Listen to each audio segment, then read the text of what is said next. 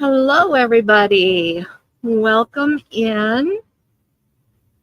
I am Karma with Lewis Acre Farm, and this is Meet Me Monday. Hey, what do you think of my hat? I can tip it like a Southern lady, or I don't know. Just being silly today. I feel good. I'm happy. Enjoying the weather today. And I am just so thankful to have every one of you here with me. We are winding down our summer. Sad to say, kids are back in school. That's always a signal that summer's winding up and coming to a close. And typically that would mean, hey, Ronson, glad you're here. And Logan, I'm so glad you're here too. Typically when you see the kids are back in school, that means summer's coming to an end and gardens are going to start winding up. And for me, that's sad. Oh, I hate it when the garden comes to an end. And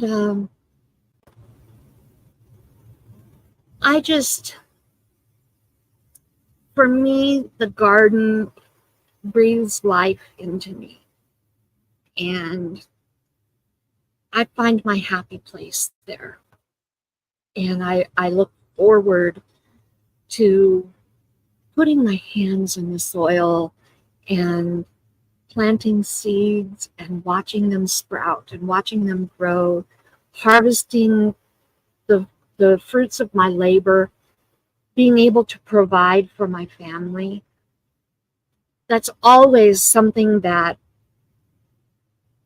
invigorates me and gives me purpose. This year has been a real challenge for me. As those of you who follow the channel know, the mobile home park where we live was sold a year and a half ago. You think so, Logan? I don't have any price tag on my hat. I did take it off, I promise.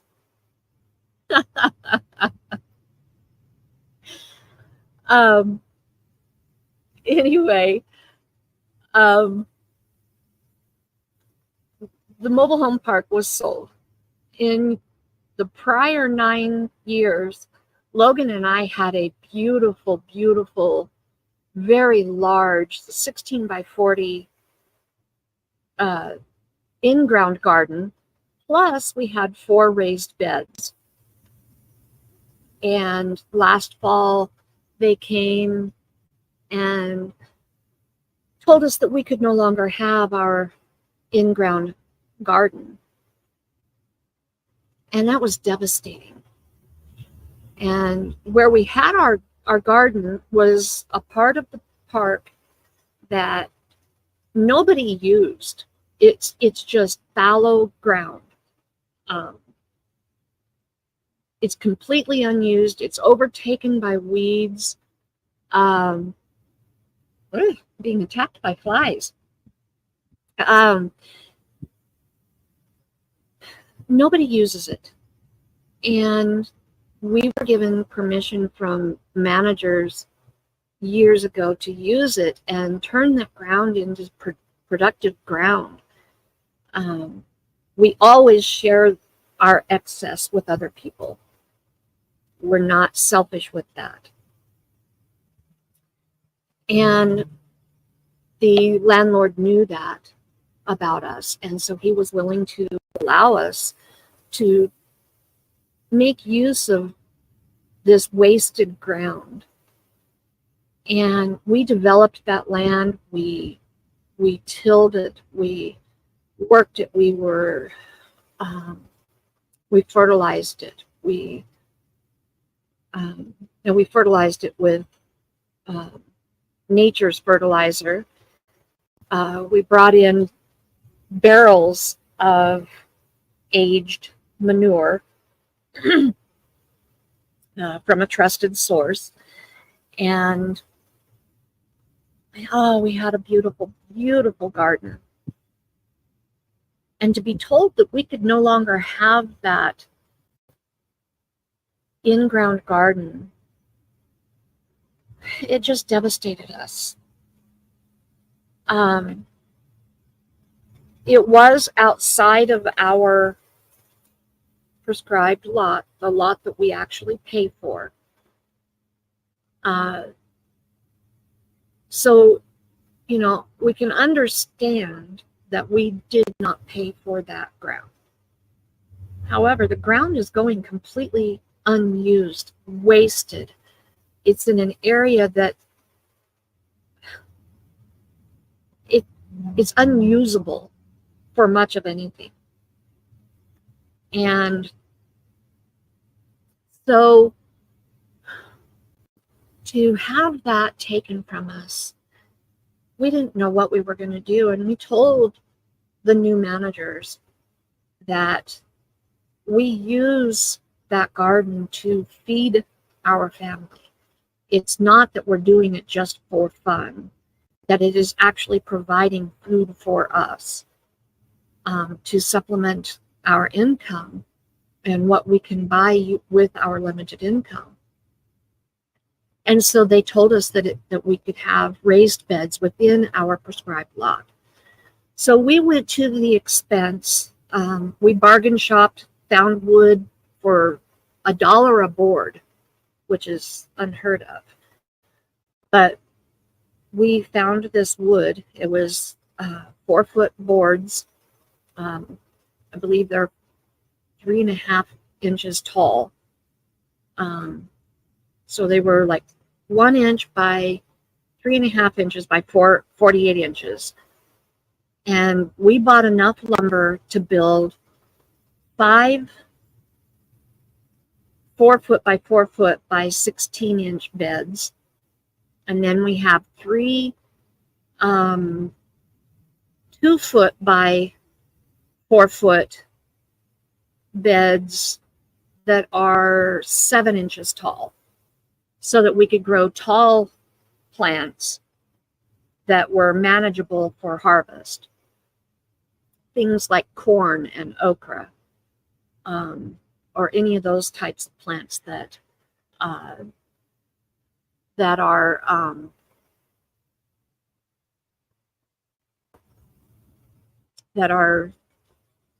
taller and require harvest. Maybe, you know, I didn't want to have to be reaching way above shoulder height to be able to harvest from them. I have bad shoulders and a bad back, and it's very difficult for me to reach above my head. And so we built those shorter. I ended up we bought 114 boards, and I ended up with 5 4x4 beds and 3 2x4 beds for $114. And now, of course, we have to add in the cost of the soil and the brackets that we use to build each layer and put each layer together. But all in all, it was very cost effective. Hey, Marketplace Boutique, welcome in. We are going to be talking about fall gardening today. Just kind of going over the history of how we came to have our raised bed gardening, and why I'm excited about fall gardening this year.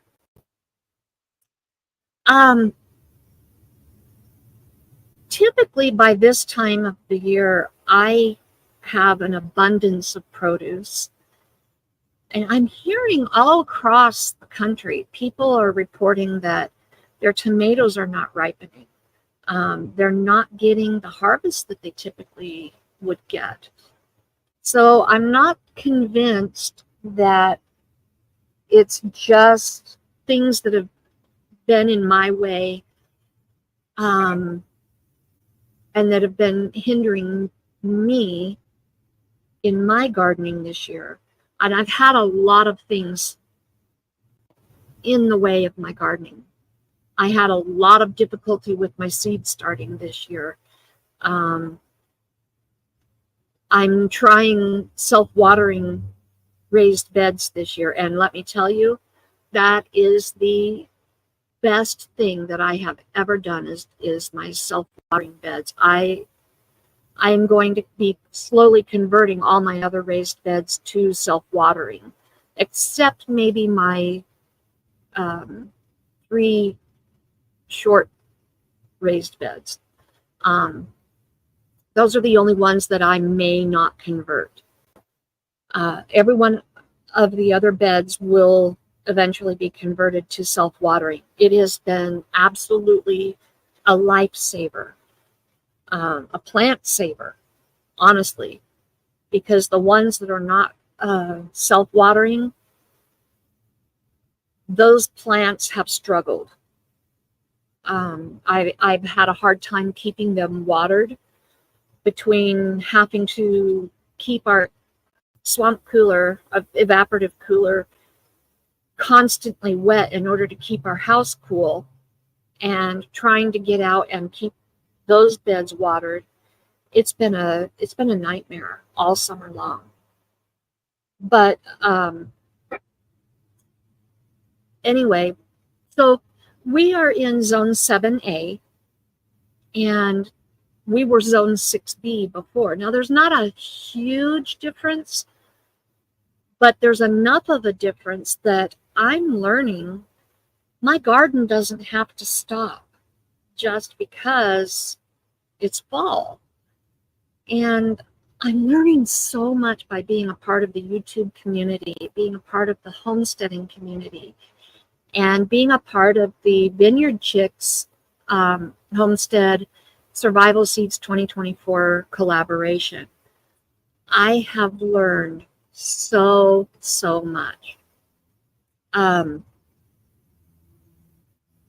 learning there are vegetables and produce that you can grow well into the cold season. Things that I didn't realize I could continue to grow here in Southwest Idaho.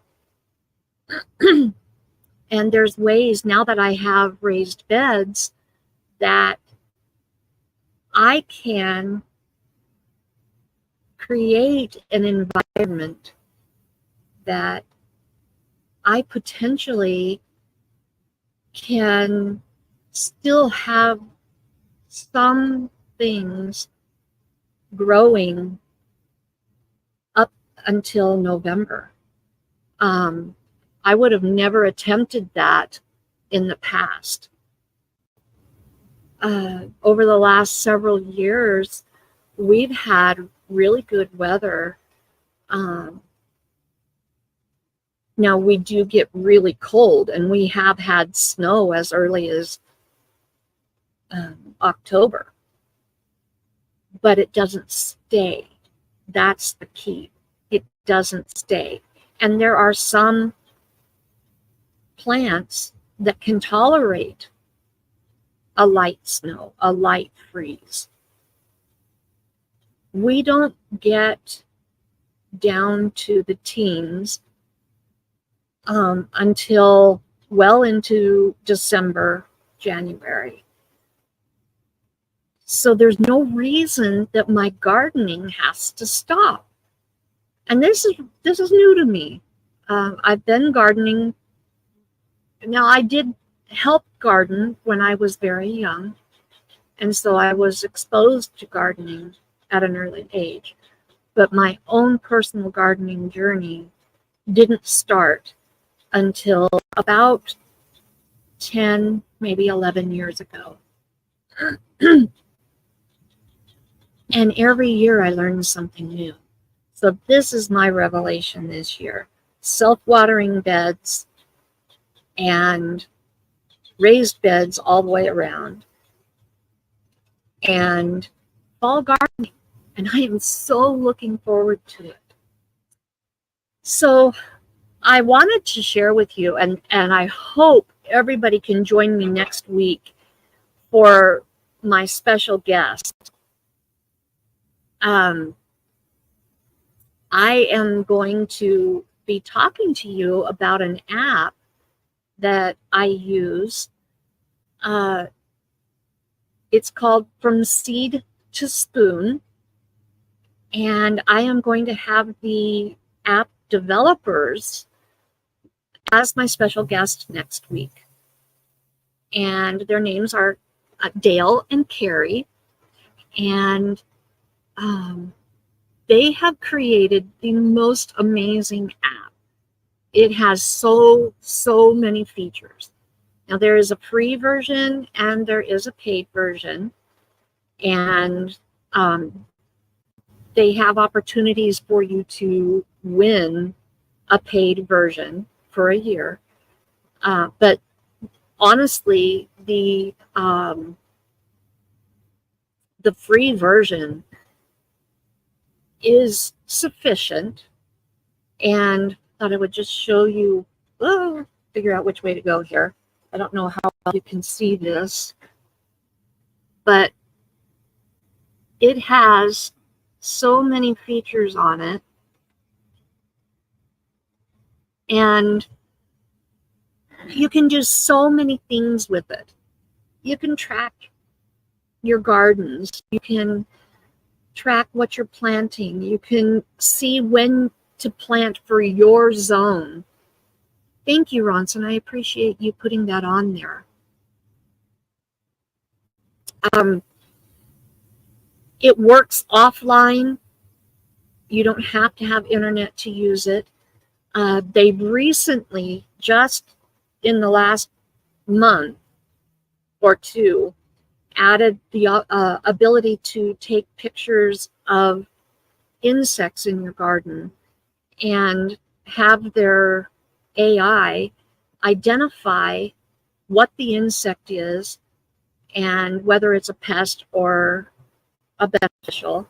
You can do the same with your plants and identify what plant it is, whether it's a beneficial plant or a weed, or whether your plant is healthy, whether it's deficient. Can't wait to have you meet them. So please be sure to join me next week for the interview with them. It's going to be really interesting. They are sweet people. They have a live every Tuesday morning at it's 11 o'clock Mountain Time. I know that much. I can't break it all down for you what your time zone is, but I do know it's 11 o'clock Mountain Time, and they come on for an hour, and they give away a membership every week. But anyway, the reason I brought it up is because the app will tell you what plants you can plant for your location based on your zip code. It identifies the plants that you can plant then, whether to plant by seed in the ground. It'll identify your frost dates and everything. And so it's telling me right now what I can plant for my area. I can still plant acorn squash.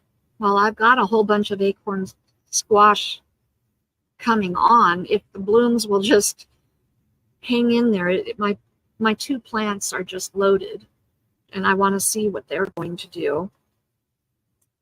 A lot of fruit trees can be planted right now.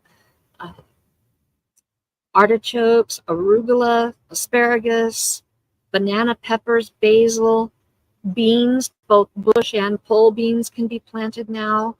It's a perfect time to plant your beets, your berries, blackberries, blueberries, bok choy, boysenberry, Now this is for my area. Zone 7A, Southwest Idaho. We live in a high desert. You need to check your zone. I think pretty much if you're in Zone 7A, this would translate to your area, but you would want to double check. Broccoli, ugh, poison, Brussels sprouts, nasty. That is the one vegetable I never learned to like. I can't do Brussels sprouts. They are gross. Just can't do it.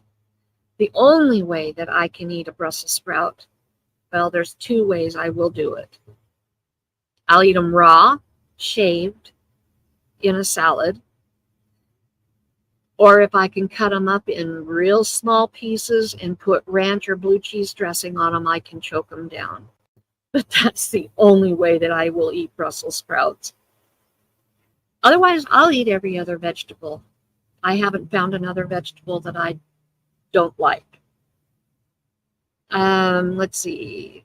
Butternut squash, cabbage, calendula can be planted now.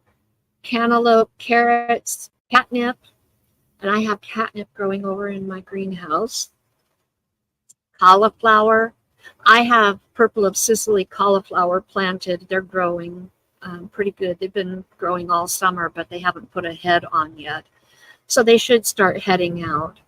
Celery, chamomile, cherries, chickpeas. I want to grow some chickpeas, but I can't find any seed for them. If anybody knows where I can or how I can get the seed for chickpeas, I would absolutely love to do that.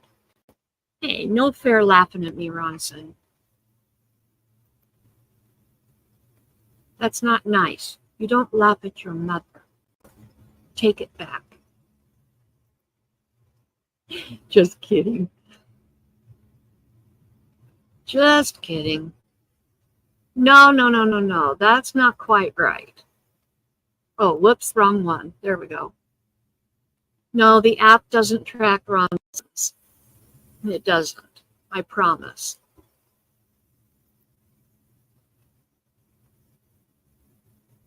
Oh, I thought you were laughing at me. Sorry. Okay. But anyway, you can plant your chives, your cilantro, coriander. Most of your herbs prefer the cooler weather. So spring and fall is the best time to plant your herbs. This one I'm excited about, collard greens.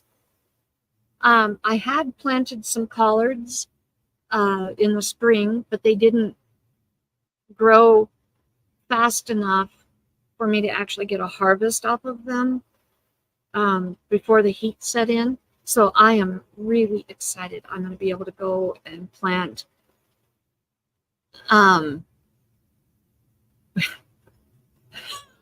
sorry, Logan, you goofball.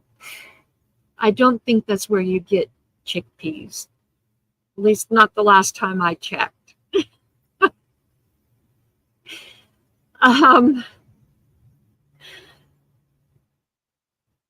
Where was I? Collard greens. Yes, that's where I was. I really want to grow collard greens. And my collards didn't grow because it got hot too fast. And our park didn't turn the irrigation water on until it was too late for my collards. And the same with spinach. I want to grow spinach, but it got hot way too fast and the spinach died because of heat and lack of water. Cucumbers. My cucumbers are just now coming on. They're just now growing because I had a hard time getting the plant to grow earlier in the spring. I didn't have a place to plant it when I had a good plant, and so it died. And then when I got a plant to grow, it was too hot, and so now my plant is finally taking off and starting to really grow. Let's see. Dill, another herb. Echinacea, eggplant. My eggplants are growing like crazy, but I haven't gotten a harvest off of them yet. So maybe now I'll start getting a good harvest. I have 3 types of eggplant that I'm growing. Elderberries, eucalyptus, primrose, fennel, fig. I really, really want a fig plant. I want blueberries, elderberries, goji berries, and fig. Those are the 4 types of fruit that I really, really want to try growing. But I haven't been able to get any plants so that I can grow them. Garlic is another thing that you can plant now for, I believe it's still to get a spring harvest. You plant them in the fall to get a spring harvest. I think that's how that works. I've never been successful growing garlic. I've tried it a couple of times. I tried it this spring in little itty bitty teeny tiny bulbs. So I'm going to just leave them in the pot, let them grow, and see how it does in over winter, and maybe I'll have a good spring harvest of garlic. And Logan, I hear Logan berries are pretty darn good. At least that's what I hear anyway.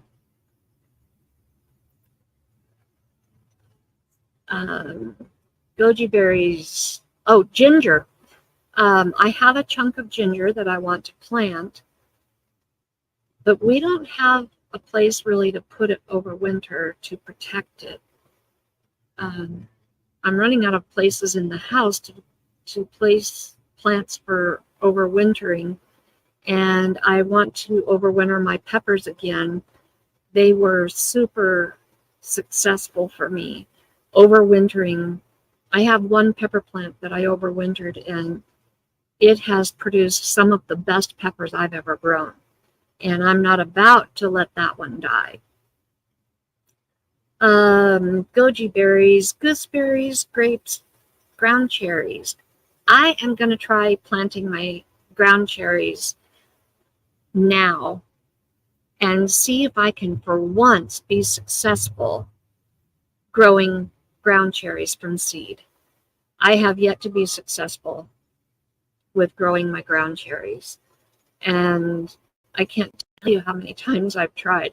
I've grown them from a plant from the big box store, but I've never been successful trying it from seed. Maybe this time.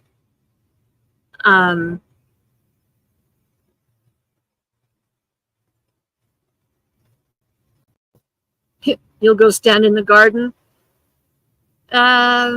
Something tells me you're done growing, and I doubt we'll get any good berries off of you.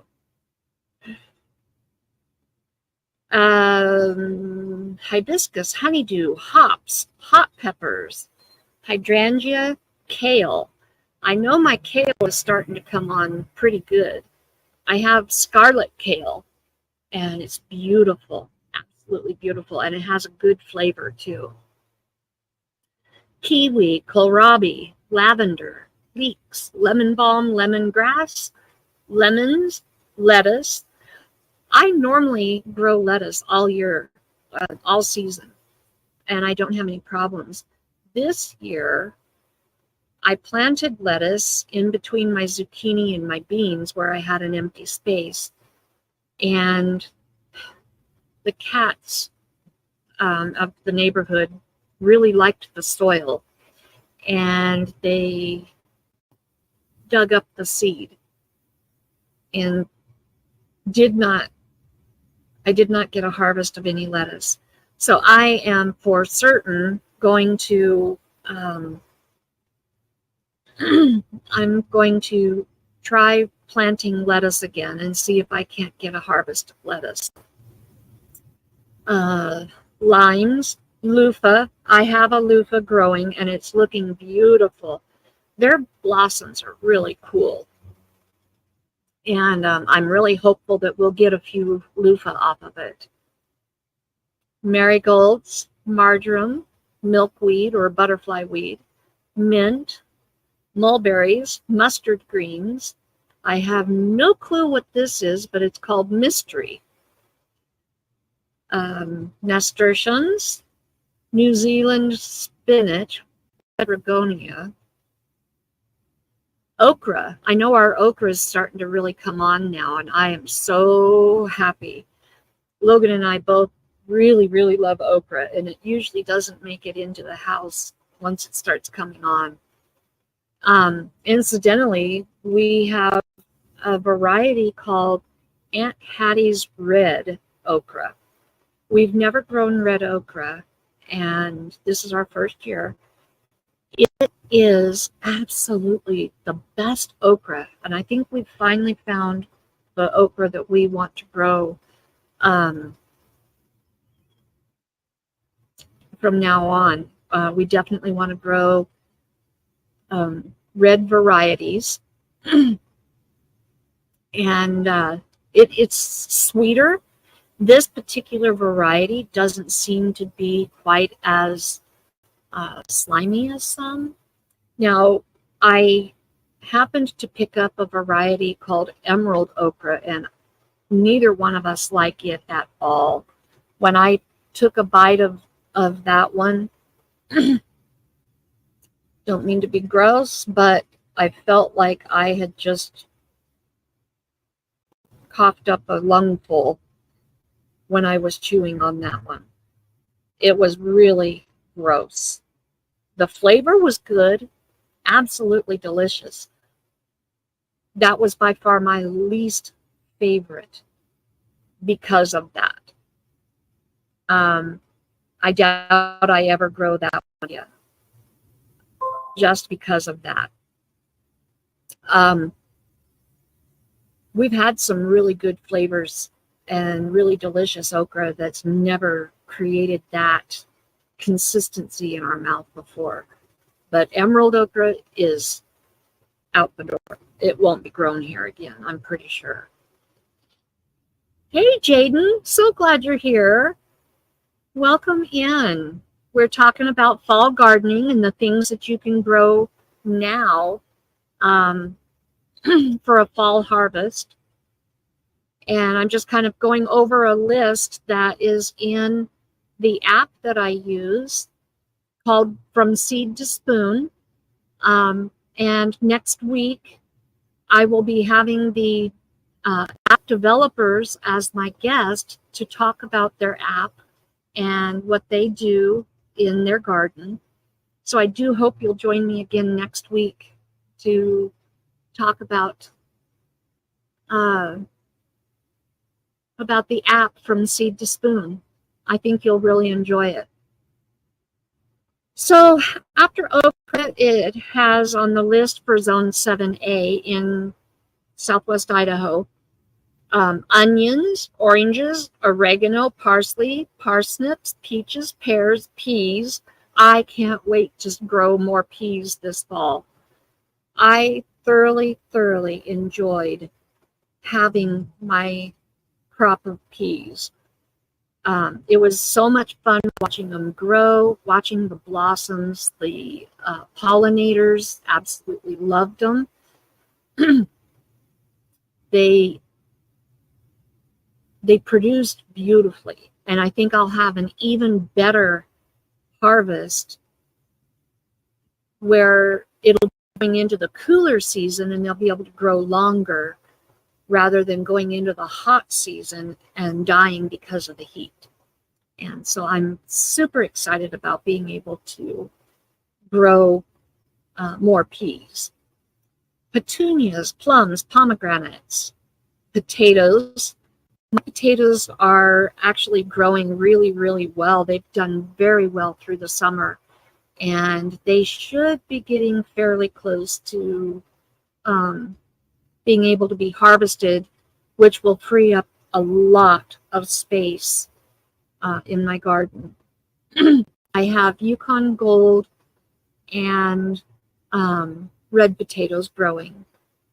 as well as sweet potatoes. I have a lot of sweet potatoes and a lot of red potatoes growing. Pumpkin, purple of Sicily.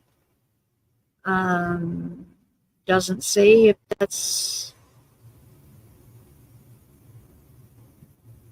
that doesn't look like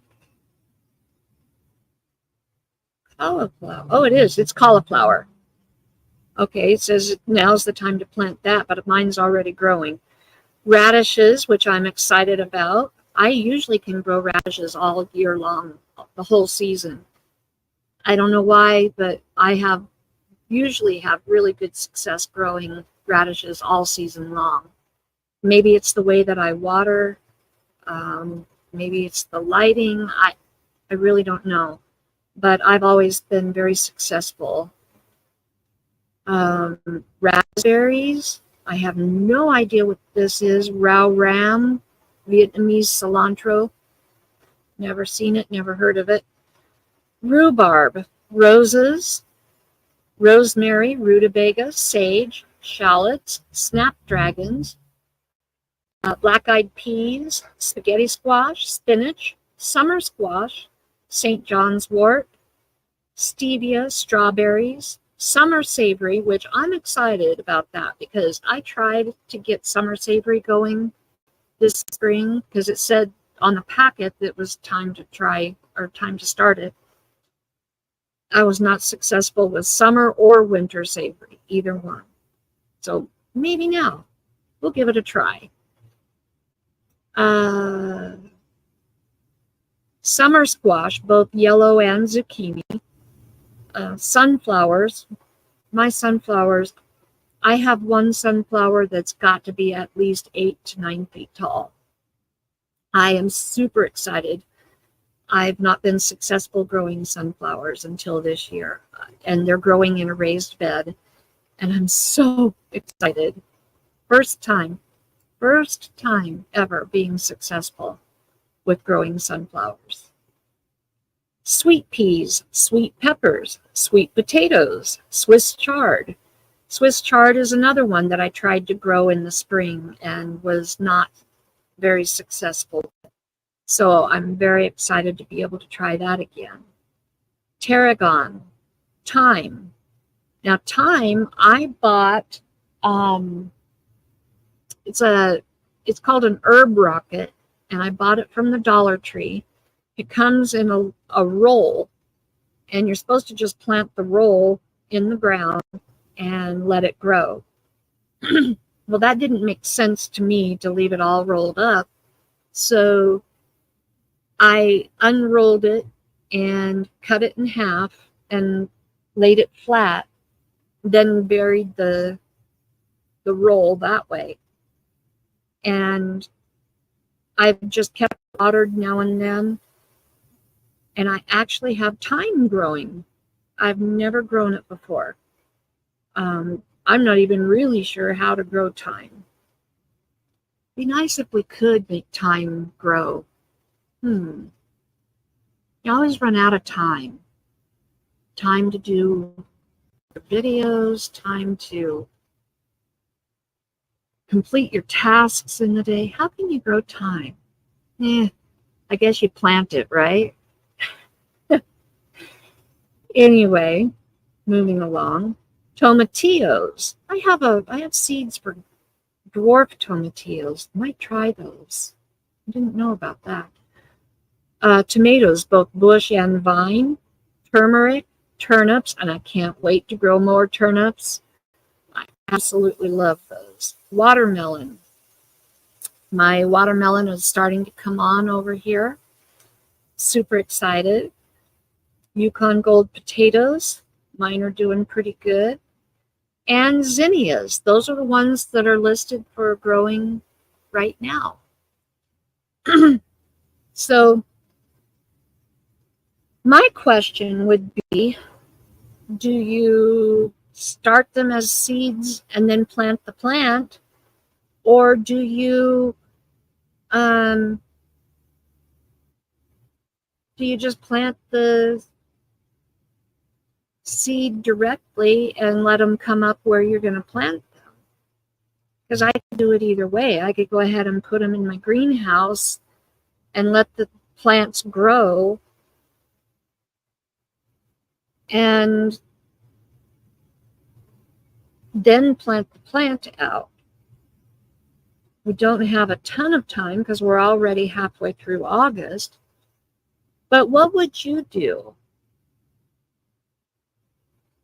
Would you start the seed and then plant the plant out? This is honestly my first time ever planting a fall garden. I really don't know what to do. I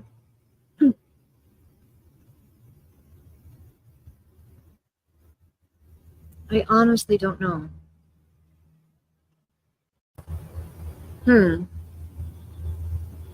Now, this is obviously not an exhaustive list of the things that can be used in a fall garden. There are a lot more that can be planted. There's a plant soon list that'll pop up in a couple of days and tell me this is what you can plant now. There's already been lists that popped up several days ago that told me what I could be planting. And this is by no means the only app out there, and it's not the only authority. But this is what's been helpful to me. But I know there's not a whole lot of us in here, but those that are in here, what would you suggest for planting your fall garden? I know spinach and collards in Swiss chard are planted directly. They're not typically planted. Maritza, welcome in. I'm so happy you're here. We're talking about fall gardens and starting your fall plants. And I just read through a list of plants that can be started in the fall. I'm in Grow Zone 7A, and this is my first fall garden. I'm super excited. But I'm trying to decide whether to start the plants in the greenhouse and then plant them out, or plant them direct seed or direct sow. And I'm just wondering what everybody does. You know, do you direct seed your fall garden, or do you start the plants and then plant them out after they've grown to the right height? I really don't know what to do, and I was hoping to get a little input, a little bit of help. So yeah, Ronson's growing kiwi. He's got a little kitty named Kiwi.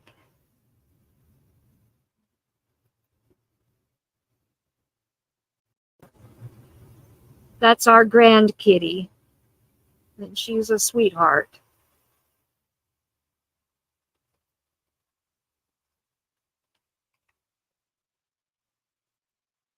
Let's see. I'm not really sure. I would think that it might depend on each plant and how long it takes to germinate. Now, that's a valid point. It's a very valid point. I do know that your greens typically don't like to be disturbed, although I know of at least one seasoned gardener who starts their collards in pots or in starter pots and then plants them out just to make it easier for harvesting. But I don't know if we have enough time to do all that. And we're not planting a great big huge garden like he is. So I'm not sure. I'm thinking maybe for most of it anyway, we would probably want to direct seed, at least ways we would know right where they're going to be going. And the other thing I have to think about is the lighting, because our raised beds, because of the placement of our shade tree in the yard, the beds don't get direct sun all day long. They get a break during the day and end up in shade part of the day. There's only 3 beds that get, no, 1, 2, 3, 4, 5, 6 beds out of the 12 plus that get direct sun most of the day. And 2 of them pretty much get full sun all day. So that's something else to think about. But I thought I'd show you how I organize my seeds. I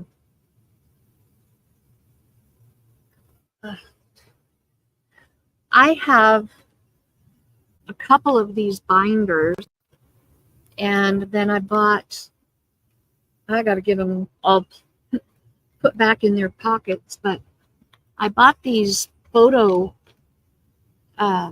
or card sleeves, and then I alphabetized them as best I could and organized them that way. So I have all my beans, and all my beets are in one pocket here, and cabbages, I have a few different varieties of cabbage. And then I have my carrots down at the bottom. And go on back, and I have a few different varieties of eggplant.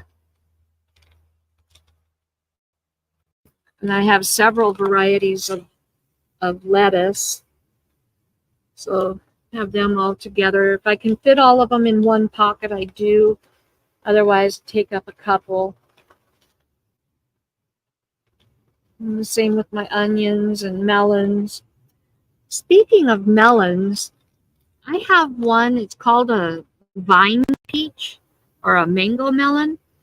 Has anybody ever heard of that or used it before? It sounded super interesting to me, and I went ahead and got them to try, and now I've got some on the vine, and I don't know how to use them. I always love to try something new. This is what they look like.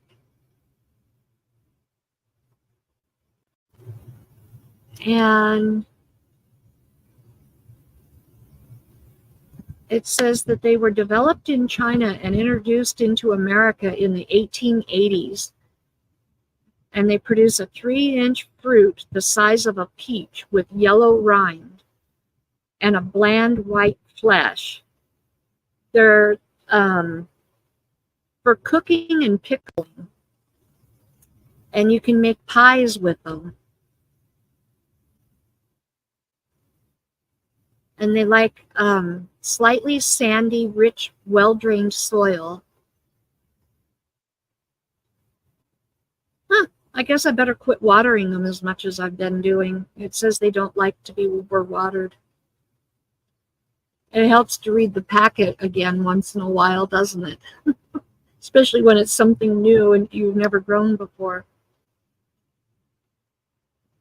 But anyway, I just was curious if anybody else has ever grown them or used them before. Looks like they have a healthy amount of seeds, so I should never run out of seeds. But I'm excited to try them and maybe make a pie, or if I get enough of them, maybe make some jelly. I think that'll be fun. So anyway, we have been here for about an hour, and if anybody has ideas about fall gardening that you can share with me, I would truly, truly appreciate it. This will be my first actual fall garden. I am truly looking forward to it. It's exciting to me that I'll be able to keep my fingers in the dirt a while longer than normal. I dread that winter time when I can't be out here in the soil. Being in the soil and watching things live, come to life, and produces life in me. And I look forward to it every year. That's not to say that I don't continue to do things through the winter to prepare for the following year, because there's always something to do.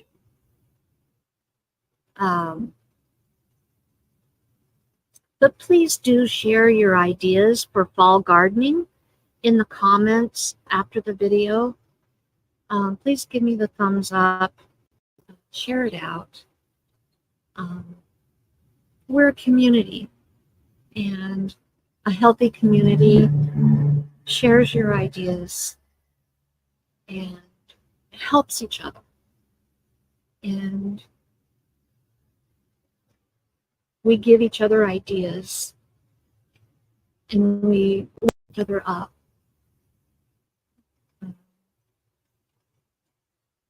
A community rallies behind those who need information and advice. And if you have anything that you can share, then please do. And I do want to for sure invite you to come back on Thursday for Thoughts for Thursday. I'm also going to be trying to put out a couple more videos throughout the week. But definitely come back next week on Monday, 1 o'clock Mountain, 2 o'clock Central, 3 o'clock Eastern, and I can't forget Pacific. It'll be noon Pacific for our live Meet Me Monday, where I will be interviewing the developers of the From Seed to Spoon app for gardeners. Dale and Carrie. They are a wonderful couple with so much gardening knowledge, and I look forward to talking with them and having them share their vast wealth of information with you. And I hope that you will be here.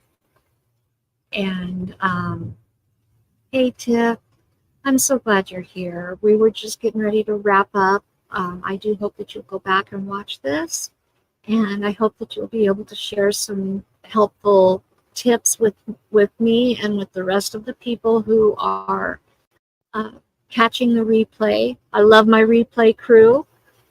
I love everybody who joins me, whether live or on the replay. I love those who come in and just silently observe. You're just as important as those who comment. Please do be sure and give me a thumbs up. And if you haven't subscribed, please consider doing that. And consider sharing us out. And I do appreciate you being here. Oh, homemade bread. I haven't made bread in a while. I need to do that again when it cools off. Can't do it in the heat. But anyway, I'll tip my floppy hat to you, and thank you for joining me. Happy gardening, and have a wonderful and blessed week. I appreciate you being here. And until the next time, I will wish you a happy day. Thank you, Tiffany. Have a blessed day and enjoy that wonderful homemade bread. See you next time. Bye, guys.